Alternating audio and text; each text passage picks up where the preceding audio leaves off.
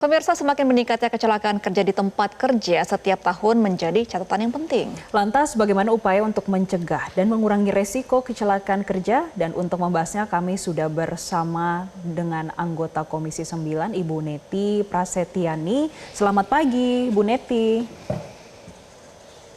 Selamat pagi, Assalamualaikum warahmatullahi wabarakatuh. Waalaikumsalam. Bu Neti, kami mencoba untuk mengecek data dari BPJS Ketenagakerjaannya Bu. Tren dari tahun 2020 sampai 2023 Bu, ini terjadi jumlah kasus kecelakaan kerja yang selalu meningkat trennya. Ini bagaimana sih Bu pengawasan dari DPR Bu? Ya, tentu saja ini juga menjadi keprihatinan kita semua ya, terutama saat saya mengikuti rapat kerja dan rapat dengar pendapat di Komisi 9, saya selalu ingatkan mengapa kemudian angka kecelakaan kerja ini tinggi, dan bahkan ketika kita lihat dari angkanya, maka sebagian korbannya atau pekerja yang mengalami kecelakaan ini adalah pekerja di sektor formal ya, yang seharusnya kita harapkan sudah mengikuti regulasi yang ada, ya, termasuk juga memenuhi standar keselamatan dan kesehatan kerja di lingkungan kerja masing-masing. Nah, itu yang sering kali saya tanyakan. Yang kedua, kita memang juga sangat prihatin ya dengan jumlah pengawas dan fungsi pengawasan di lingkungan kerja. Kenapa? Karena kalau kita kaitkan ya dengan kepesertaan para pekerja pada BPJS Ketenagakerjaan ini juga berbanding lurus begitu ya. Berbanding lurus kenapa? Karena persentase pekerja yang didaftarkan ke BPJS Ketenagakerjaan juga belum menggambarkan ya tingkat kepatuhan yang tinggi.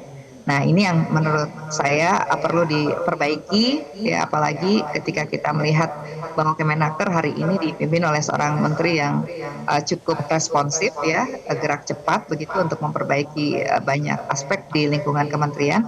Saya berharap kecelakaan kerja ini makin bisa ditekan. Nah, yang ketiga, tentu saja kalau kita lihat dari undang-undangnya sudah bukan cukup ya, sebetulnya sudah usang gitu, Undang-Undang Nomor 1 Tahun 1970 kalau kita bicara tentang Undang-Undang Keselamatan dan Kesehatan Kerja. Jadi artinya kita perlu melakukan sebuah revisi dan kemudian mengadaptasikan dengan situasi terkini ya di lingkungan ketenagakerjaan. Seperti itu. Nah ya, mengenai undang-undang nih Bu Neti kan memang sudah lama sekali, sudah nggak relevan dengan teknologi yang sudah berkembang saat ini. Apakah DPR sendiri sudah mulai memanggil beberapa stakeholder atau beberapa perusahaan begitu untuk diskusi mengenai revisi undang-undang ke depannya? Ya, sebetulnya ini kita usulkan juga, tapi memang kan ketika kita bicara tentang list rancangan undang-undang mana saja yang akan dibahas pada masa sidang tahun ini, itu juga sangat ngantri dan berkejar-kejaran begitu. Sehingga yang hari ini sedang kita kawal ya, selain kemarin revisi Undang-Undang Perlindungan Pekerja Migran, yang juga sedang kita kawal adalah revisi Undang-Undang Ketenagakerjaan ya. Sebetulnya ini kan juga momentum ya dari putusan MK untuk merevisi Undang-Undang Cipta Kerja. Nah, kita punya momentum untuk merevisi Undang-Undang Nomor 13 Tahun 2003 tentang Ketenagakerjaan. Sehingga kalau ini bisa berjalan, mudah-mudahan antrian berikutnya Undang-Undang K3 ini itu juga bisa dilakukan.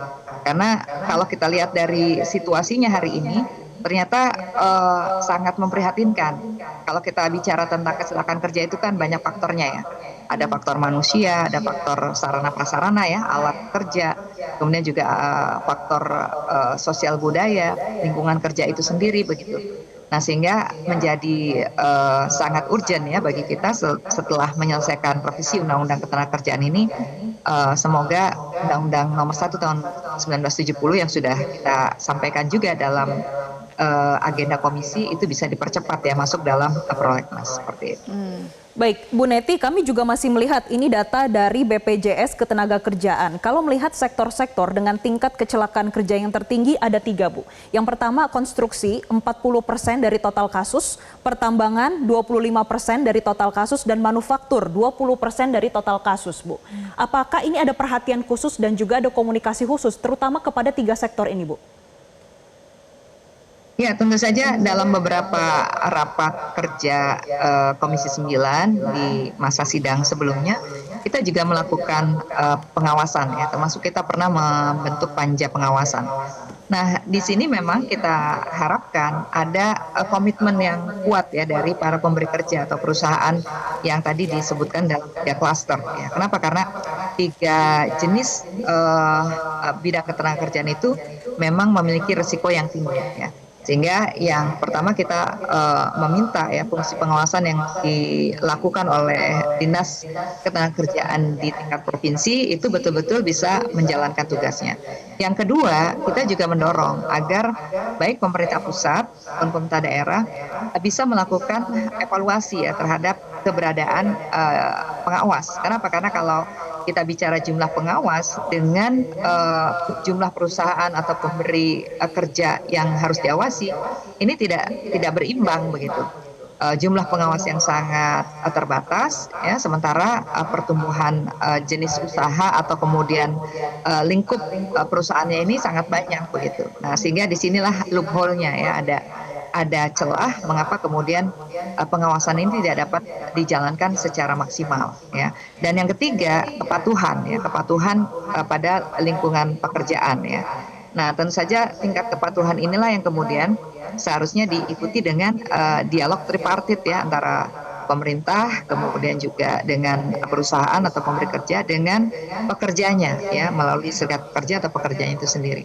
Sehingga dialog tripartit inilah yang akan mengungkap ya seperti apa budaya kerja, seperti apa sarana prasarana ya alat pelindung diri yang disediakan oleh pemberi kerja. Dan yang terakhir yang juga tidak kalah penting sebetulnya penegakan hukum begitu. Jadi kalau ada pengawasan yang dilakukan ya harusnya dilakukan monitoring dan evaluasi ya bagi perusahaan yang memang mematuhi unsur K3 ini ya harus ada reinforcement. Sebaliknya bagi perusahaan yang lalai, bagi perusahaan yang abai apalagi sudah memperoleh keuntungan dari produktivitas para pekerjanya ya tentu saja juga harus minimal diberi teguran ya. Dan berikutnya sanksi-sanksi lainnya. Baik, Bu Neti, kita akan nantikan bagaimana nantinya untuk pergodokan revisi undang-undang dan juga bagaimana kepatuhan hukum dari para perusahaan ini terkait dengan K3. Terima kasih Bu Neti Prasetyani selaku dengan anggota Komisi 9 DPR RI sudah bersama kami. Selamat kembali bertugas, Bu Neti. Jelajahi cara baru mendapatkan informasi. Download Metro TV Extend sekarang.